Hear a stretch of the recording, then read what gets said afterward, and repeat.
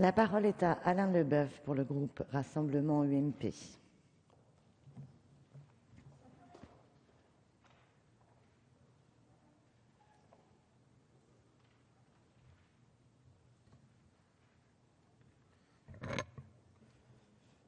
Madame la ministre, Madame la présidente, Monsieur le président de notre commission, Madame la rapporteure, chers collègues. Le projet de loi qui nous est soumis tire les conséquences de plusieurs décisions, comme ça a déjà été expliqué, plusieurs décisions rendues par le Conseil constitutionnel en octobre 2011, en juillet dernier, puis récemment, à la fin du mois de novembre, à l'occasion de plusieurs questions prioritaires de constitutionnalité. Ces décisions visent une lacune de notre arsenal législatif vis-à-vis de l'article 7 de la Charte de l'environnement qui consacre le principe de participation du public aux décisions ayant des effets sur l'environnement. Je tiens tout d'abord à saluer l'effort constant de notre pays depuis 10 ans pour favoriser la prise en compte de l'environnement dans notre législation et pour prévoir la participation du public aux questions liées à la préservation de notre environnement. C'est cette volonté qui a conduit la France à signer puis ratifier le 8 juillet 2002 la Convention d'Aarhus garantissant l'accès à l'information et à la participation du public au processus décisionnel ainsi que l'accès à la justice en matière d'environnement. C'est cette même volonté qui a conduit la France à inscrire en 2005 dans sa Constitution la Charte de l'environnement et à consacrer la démocratie environnementale prévue dans son article 7 en permettant l'ouverture de grands débats publics sur les projets ayant un impact environnemental. Nous devons à la persévérance et à la force de conviction de Jacques Chirac, l'inscription dans notre Constitution de la Charte de l'environnement. Si cette inscription avait pu susciter des débats à l'époque, je constate qu'elle fait aujourd'hui l'objet d'un large consensus. Nous ne pouvons d'ailleurs que nous réjouir au sein du groupe Rassemblement UMP que le groupe socialiste et le groupe écologiste, qui n'avaient à l'époque pas voté la Charte de l'environnement et son principe de précaution, ait depuis pris la mesure de l'importance de ce texte et qu'il s'attache aujourd'hui à le compléter.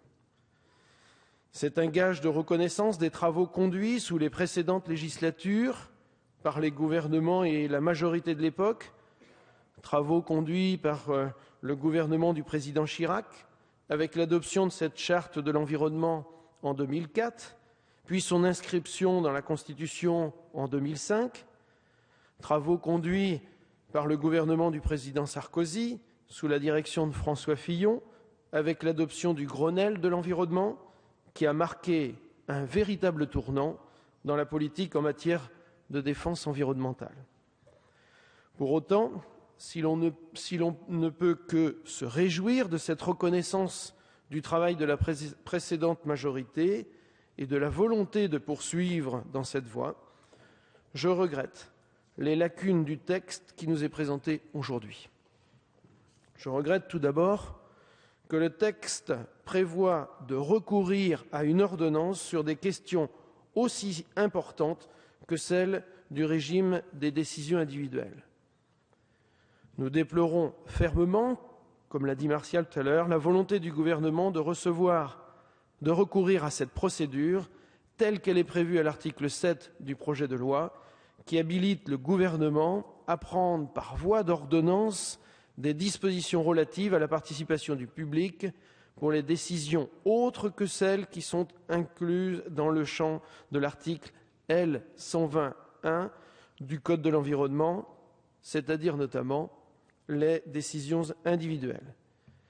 Il me paraît pour le moins contradictoire que la représentation nationale soit ainsi dessaisie de ses compétences dans un texte qui prévoit le renforcement des procédures de contrôle à travers la participation du public aux décisions en matière d'environnement.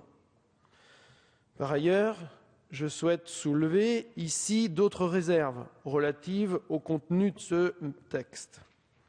Nous sommes ainsi en droit de nous interroger sur la conformité de ce texte avec la décision rendue le 23 novembre dernier par le Conseil constitutionnel, qui a statué sur une nouvelle question prioritaire de constitutionnalité relative à l'article L. 120-1 du Code de l'environnement. À cette occasion, le Conseil constitutionnel a bien précisé que n'étaient concernées par le principe de participation que les décisions ayant une incidence directe et significative sur l'environnement.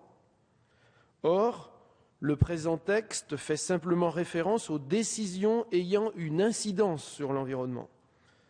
En maintenant cette formulation, différente de celle utilisée par le Conseil constitutionnel, et qui donne un périmètre beaucoup plus large au champ des décisions qui seront concernées par le principe de participation du public, nous sommes en droit de nous interroger sur la sécurité juridique du dispositif que ce texte propose. Ce projet de loi aurait dû être l'occasion de poser le débat en ces termes et de définir précisément l'équilibre qu'il est nécessaire d'atteindre entre protection de l'environnement et sécurité juridique, qui est indispensable pour les industriels aussi bien que pour les défenseurs de l'environnement. Il est en outre indispensable de veiller à ce que l'ensemble de ces normes, qui sont liées à l'application du principe de précaution, ne constituent pas un frein à l'innovation. De même, la question de l'harmonisation des dispositions prévues par ce texte avec les procédures en vigueur dans les autres États membres de l'Union européenne demeure ouverte. Il est en effet difficile d'accepter que la France se soumette à des règles d'un niveau d'exigence sans commune mesure avec celles appliquées dans les États membres, sans exiger l'harmonisation de ces normes à l'échelle communautaire. Dans le contexte difficile que connaît notre économie, l'ensemble de ces considérations aurait dû être prises en compte et intégrées dans une vision globale qui consacre la participation du public en matière d'environnement tout en garantissant les conditions du développement économique.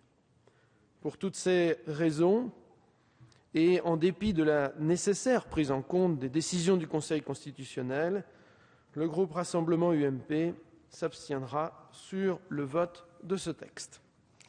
Merci.